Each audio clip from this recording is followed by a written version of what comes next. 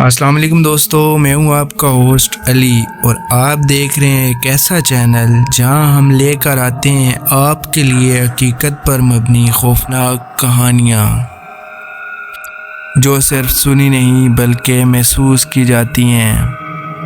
तो लाइट्स बंद कर लें, हेडफोन लगा लें और आयतुल कुर्सी पढ़कर ख़ुद को महफूज कर लें। सुना है जब इन मखलूक़ात का ज़िक्र होता है तो फ़िज़ा बदलने लगती है और ये हमारे करीब आ जाती हैं।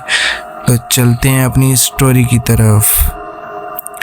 दोस्तों, आज जो कहानी मैं सुनाने जा रहा हूँ वो आदिल नामी लड़के की है जिसका ताल्लुक़ कसूर से है। अस्सलाम वालेकुम अली भाई, मेरा नाम आदिल है और मैं ज़िला कसूर का रहने वाला हूँ।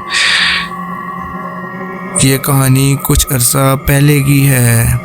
हम दूसरे शहर से इस इलाके में शिफ्ट हुए हैं। बज़ाहिर तो ये इलाका आम सा मालूम होता है, मगर इस इलाके में एक घर जो काले मकान के नाम से मशहूर है, इस मकान के बारे में इस इलाके के लोगों का कहना है कि रात के ठीक 12 बजे के बाद इस घर में अजीबो गरीब सरगोशियाँ सुनाई देती हैं। कुछ ऐसा कि जो आम इंसान को खौफज़दा कर दें। शाम के वक्त जब इलाके के उम्र रसीदा लोग इकट्ठे होते हैं तो अक्सर इस मकान के बारे में ज़िक्र करते हैं कि यहाँ पर कुछ तो गैर फितरी मखलूक़ात का बसेरा है। इस इलाके में मेरे 4 दोस्त हैं, वो भी अक्सर इस मकान के बारे में कहते हैं कि यहाँ गैर इंसानी मखलूक़ात की मौजूदगी का एहसास होता है, हालांकि वो घर पिछले 40 साल से बंद है।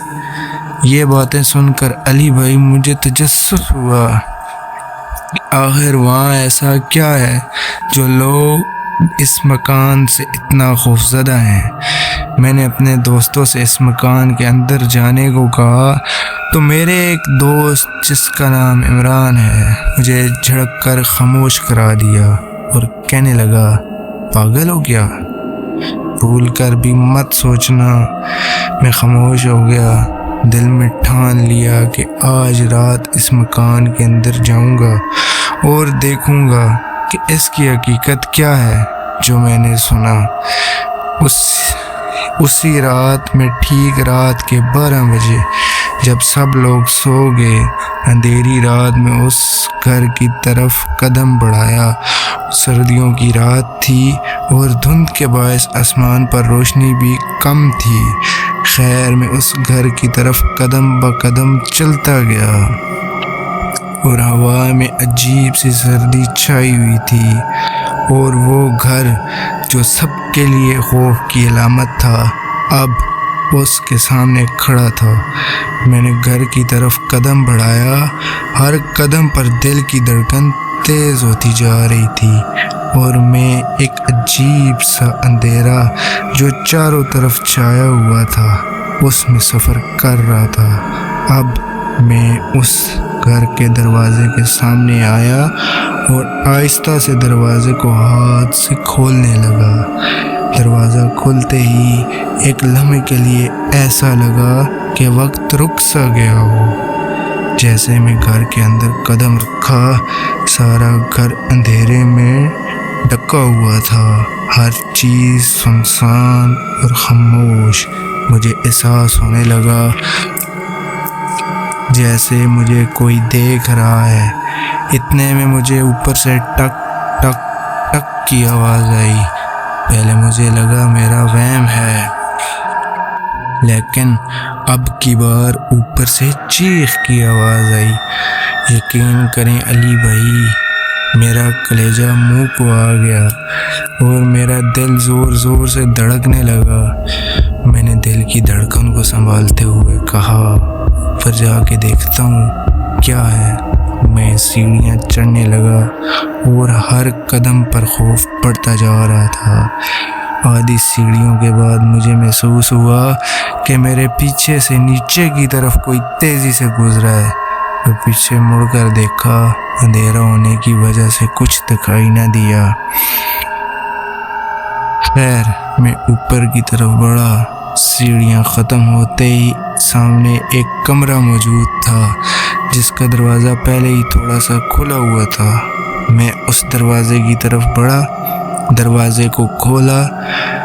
اندر جب میری نظر ایک کرسی پر پڑی جو ایک کھڑکی کے پاس پڑی ہوئی تھی، لیکن وہ کرسی معمولی نہیں تھی۔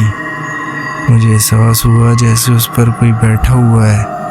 یقین کریں علی بھائی، میرا دل اتنی زور زور سے دھڑکنے لگا کہ اس کی گونج میرے کانوں تک واضح سنائی دے رہی تھی۔ میں نے ڈرتے ہوئے کہا، کون ہو تم؟ کون ہو تم؟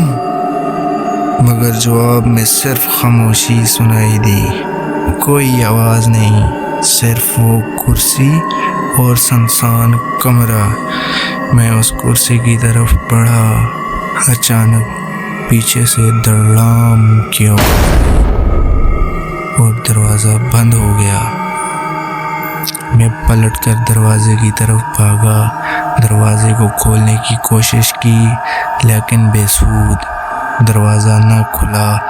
دل کی دھڑکن تیز، سانس میں ہچکیاں۔ میں نے کرسی کی طرف مڑ کے دیکھا، اب وہاں سایہ یا کوئی بھی چیز موجود نہیں تھی، صرف سنسان کمرہ اور اندھیرا۔ لیکن میں جانتا تھا کچھ ابھی بھی ہے جو وہاں موجود ہے۔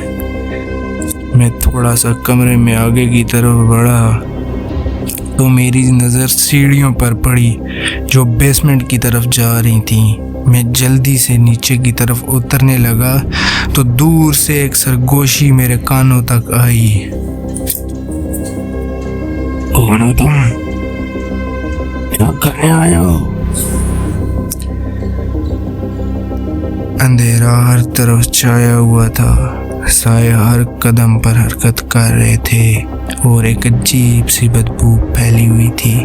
نیچے اترتے ہی مجھے محسوس ہوا کہ کوئی میرے بہت قریب ہے، پر میں خوف کے مارے پیچھے مڑ کر نہیں دیکھا اور سامنے مین گیٹ سے ہوتا ہوا باہر نکل گیا۔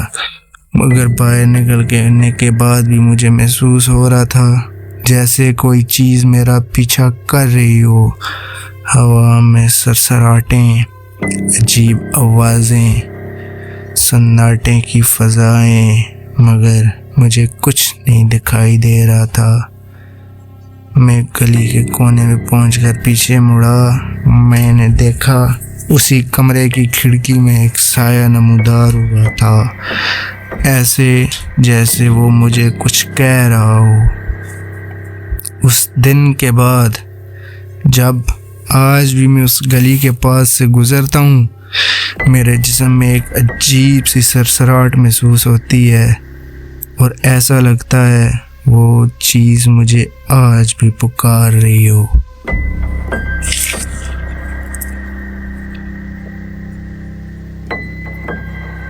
یہ تھی میری آج کی کہانی۔ امید کرتا ہوں آپ کو پسند آئی ہوگی، اور اگر آپ میرے چینل پر نئے ہیں تو چینل کو سبسکرائب کریں تاکہ آنے والی ہر ویڈیو آپ تک بر وقت پہنچ سکے۔ مجھے اور میری ٹیم کو دعاؤں میں یاد رکھیے گا۔ ملتے ہیں نیکسٹ ویڈیو میں، تب تک کے لیے اللہ حافظ۔